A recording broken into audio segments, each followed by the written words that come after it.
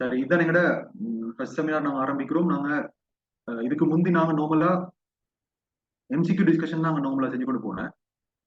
அதோட இடைக்கிட நாங்க S A செஞ்சுக்கிறோம். S A திருத்தி கொடுத்து மார்க்ஸ் செஞ்சு அப்படி இப்படி செஞ்சு கொண்டு போனோம். நாங்க வளமையா ஒரு ஃபுல் பேப்பர் செய்யல. நாங்க இந்த ஃபுல் பேப்பர் செய்யற அளவுக்கு எங்களுக்கு நாங்க அவ்வளவு படிச்சிக்கல. இப்ப நாங்க யூனிட் 3 வரைக்கும் யூனிட் 3 முடிக்க பாக்குறதுனால யூனிட் 3 ஆல்மோஸ்ட் முடிஞ்சு. அப்ப யூனிட் 3 முடிச்சு யூனிட் 4 ஒரு பகுதியை முடிச்சுட்டு தான் வந்திக்கிறோம் நாங்க.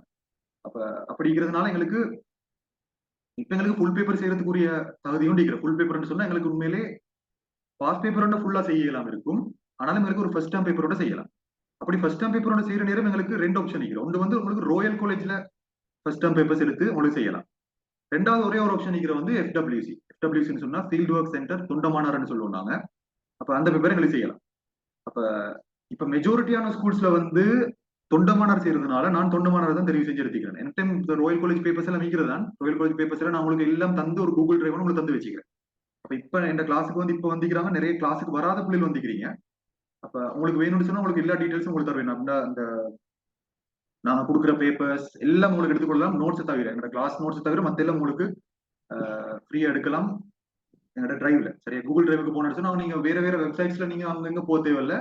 நிறைய வெப்சைட்ஸ் இருக்கிறதா சயின்ஸ் ஈகிள்னு சொல்லி ஒட்டிக்கிற, அது மாதிரி எடியூகினியான்னு சொல்லி இன்னொரு வெப்சைட் ஒட்டிக்கிற, இந்த டெலிகிராம்ல வந்து நிறைய சேனல்ஸ் எல்லாம் வைக்கிறேன். அந்த சேனல் லிங்க் எல்லாம் உங்களுக்கு நான் தந்தா வச்சுக்கிறேன். அப்படி இல்லாதாக்கள் நான் உங்களுக்கு இன்றைக்கு நான் அனுப்பி விட்டுறேன். அதை புதுசா வந்து சேர்ந்திக்கிறார்கள். நாங்க தொடர்ந்து இந்த ஃப்ரீ செமினார் சிஸ்டத்தை வந்து நாங்க தொடர்ந்து செஞ்சு கூட போவோம் கடைசி வரைக்கும். இடையில நாங்க விட்டு விட்டு செய்வோம். நான் தொடர்ந்து நாங்க ஒவ்வொரு கிழமையா செய்ய போறல நாங்க விட்டு விட்டு செய்வோம்.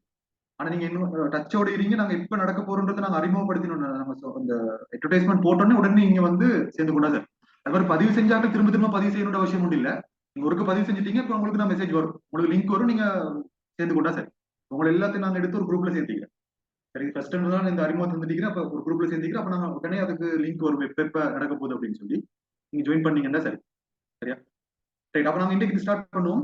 முதலாவது நான் ஸ்டார்ட் பண்ண போனேன் இந்த இதுல இப்படித்தான் எங்களுக்கு இந்த நம்மளுக்கு இன்னொரு இதுன்னு சொல்லிட்டு என்னன்னா இந்த எங்கட பேப்பர் ஸ்ட்ரக்சர் எப்படி வரப்போகுதுன்னு சொல்லி.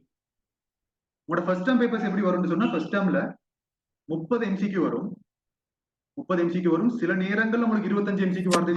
ஒரு வருஷத்துல வந்து 25 எம்சிக்கு வந்து இப்ப லாஸ்டா 21 22 வந்து 30 எம்சிக்கு கொடுத்திருக்கிறேன். அதோட 3 ஸ்ட்ரக்சர் வரும். 3 ஸ்ட்ரக்சர் 2 எஸ்ஏ.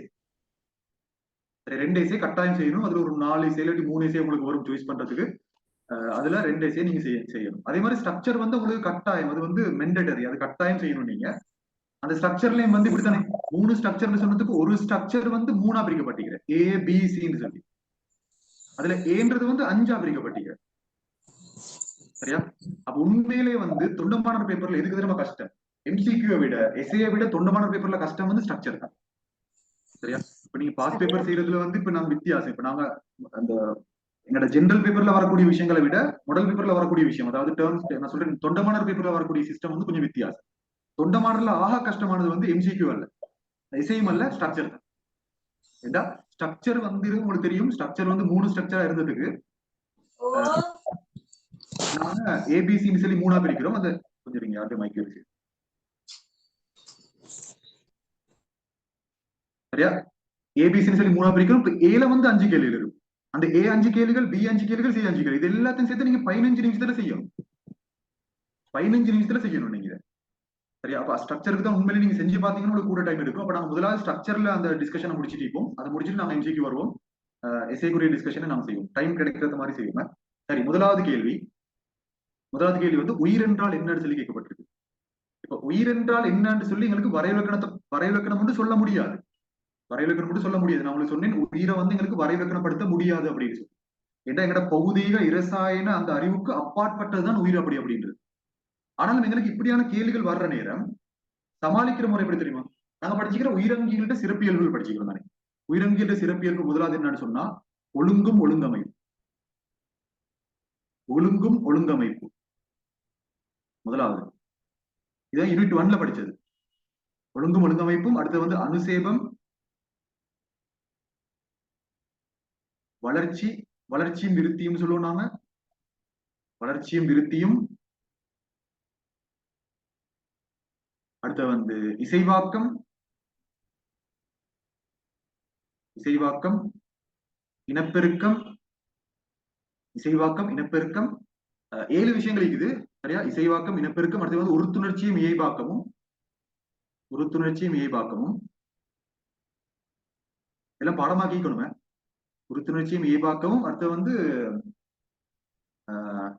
இசைவாக்கம், இனப்பெருக்கம், உறுத்துணர்ச்சியும், அதே மாதிரி தலைமுறை உரிமை. தலைமுறை உரிமைன்னு சொல்லக்கூடியது இந்த இயல்புகள் எல்லாம், இந்த இயல்புகள் எல்லாம் வாழ்க்கை காலத்துல எப்ப சரி ஒருக்க வந்துச்சுன்னு சொன்னா, ஒழுங்கும் ஒழுங்கமைப்பும் அனுசேபம் வளர்ச்சியும் விருத்தியும் இசைவாக்கம் இனப்பெருக்கம் உறுத்துணர்ச்சி இயல்பாக்கம் தலைமுறை உரிமை எல்லாம் இந்த ஏழுமே வாழ்க்கை காலத்துல ஒருக்க சரி இந்த 7 இயல்புகள்ல 7 இயல்புகளுமே காட்டணும். சரியா? வாழ்க்கை காலம் முழுக்க காட்டணுன்ற அவசியம் ஒன்று இல்ல. முழு வாழ்க்கை காலத்திலையும் எப்ப சரி ஒருக்கா அனுசேபம் காட்டியிருக்க வேண்டும், வளர்ச்சியும் விருத்தியும் நடந்திருக்க வேண்டும், இசைவாக்கம் காட்டப்பட்டிருக்க வேண்டும், இனப்பெருக்கம் காட்டப்பட்டு உறுத்துணர்ச்சி இயல்பாக்கம் செஞ்சிருக்கணும், தலைமுறை உரிமை அடைந்திருக்கணும். வாழ்க்கை காலத்துல எப்ப சரி ஒருக்கு இந்த 7 இயல்புகளும் நடந்திருக்கணும். அப்படியா இருந்தா தான் ஒரு அங்கியை பார்த்து நாம உயிரங்கின்னு சொல்லுவோம். சரியா? ஆகிய இயல்புகள் அப்படி போடுவோம். உயிர் என்றால் என்னன்னு சொல்லி கேட்டா நீங்க போடுவோம். ஒழுங்கும் ஒழுங்கமைப்பும் அனுசேபம் வளர்ச்சியும் விருத்தியும் இசைவாக்கம் இனப்பெருக்கம் உறுத்துணர்ச்சியும் இயல்பாக்கம் தலைமுறை உரிமை ஆகிய சிறப்பியல்புகளில் சிறப்பியல்புகளை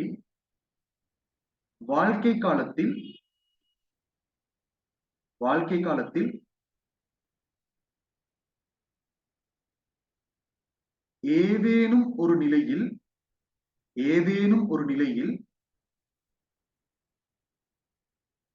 வெளிப்படுத்துதல் உயிரெனப்படும். அப்ப உண்மையிலே உயிர்ன்றதை எங்களுக்கு இப்படி ஒரு சமாளிப்பு கொண்டு செய்யலாம். கேட்டா உண்மையிலே கேட்டு இருக்கப்படாது. உயிர் என்றால் என்னன்றதுக்கு வந்து இன்னைக்கு சயின்ஸ் இந்த விஞ்ஞானிகளுக்கு கூட எங்களுக்கு வரையறுக்கணும் தெரியும். இருந்தாலும் நான் சொல்ல வரேன், இப்படி உயிர் என்றால் என்ன, அப்படி நிறைய கேள்விகள் வர. இப்ப நாங்க அந்த களவட்டத்துல படிச்ச மாதிரி சாந்தமான கலலை என்றால் என்ன, துன்புறுத்தக்கூடிய கலலை என்றால் என்ன, உயிர்ப்பு மையம் என்றால் என்ன, இப்படி எல்லாம் நாங்க வரைவிலக்கணம்னு சொல்லி நோட்ஸ்ல படிச்சிருக்க மாட்டோம். நான் உங்களுக்கு சொல்லித்தரேன் ஒரு வரைவிலக்கணம் மட்டும் எப்படி உருவாக்குறேன்னு சொல்லி. உங்களுக்கு ஒரு விஷயத்தை என்றால் என்னன்னு சொல்லி ஒரு கேள்வி ஒன்று வந்தா உடனே ஒரு வரைவிலக்கணத்தை எப்படி உருவாக்குறேன்னு சொல்லித்தரேன். நான் இது செஞ்சு கொடுப்போம் உங்களுக்கு தெரிய வரும். இந்த மாதிரி விஷயங்கள் தான் ஸ்ட்ரக்சர்ல முக்கியம். நாங்க எம்சிக்கு வந்து நிறைய செஞ்சுக்கிறதுனால எம்சிக்கு நாங்க செய்வோம். இன்னைக்கு நாங்க சேர்த்த போறோம் அதை. அதனால முதல்ல நான் ஸ்ட்ரக்சர்ல ஸ்டார்ட் பண்ணதுக்கு காரணம் அது. இந்த ஸ்ட்ரக்சர் வந்து கொஞ்சம் வித்தியாசம். ஏன்னா தந்திக்கிற இடைவெளிகளுக்கு அவன் கேட்ட விஷயங்களை உடனே விளங்கி சுருக்கமா எழுதுறதுக்கு நீங்க ரெடி ஆகிக்கணும். அதே மாதிரி வரைவிலக்கணங்கள் வரலாம், எண்ணிக்கைகள் வரலாம், ஒரு படம் ஒன்று தந்து அதை குறிக்க சொல்லி வரலாம், வட்டம் போட சொல்லி வரலாம், அதே மாதிரி இடைவெளி நிரப்ப சொல்லி வரலாம், கோடிலுக்கு சொல்லி வரலாம். இப்படியான விஷயங்கள் தான் ஸ்ட்ரக்சர்ல வரும். அது ஒரு வித்தியாசமான ஒரு ஐடியா தான் ஸ்ட்ரக்சர்ன்றது. எஸ்ஏஎம் இந்த எம்ஜிகே விட ஸ்ட்ரக்சர்ன்றது ஒரு வித்தியாசமான ஐடியா. அப்ப கொஞ்சம் பார்த்துக்கிடுவோம். சரி, அடுத்த கேள்வி என்ன சொன்னா, இயற்கை வளங்களின் மிகை நுகர்வால் எழுந்துள்ள சுற்றாடல் பிரச்சனைகளை தருகன்னு சொல்லி சொல்லப்பட்டிருக்கு. இது வந்து ஒரு நேரடியான கேள்வி. யூனிட் 1ல நீங்க பார்க்கலாம். உங்களுக்கு யூனிட் 1ல நாங்க அந்த சுற்றாடல் இந்த இயற்கை வளங்களை அதிக அளவு நாங்க பயன்படுத்துறதுனால ஏற்படக்கூடிய சுற்றாடல் பிரச்சனைகள். முதலாவது என்னன்னு சொன்னா சூழல் மாசடைது. நான் படிச்சுக்கிறோம் இல்லையா? இதெல்லாம் படிச்சுக்கிற விஷயம்ன்றதுனால நான் உங்களுக்கு பெருசா உங்கள்கிட்ட கேள்வி எல்லாம் கேட்கல. இல்லாட்டி நான் கேள்வி கேட்பேன். சரி, சூழல் மாசடைதல் எடுத்து வச்சுக்கொண்டு உங்களுக்கு பார்த்து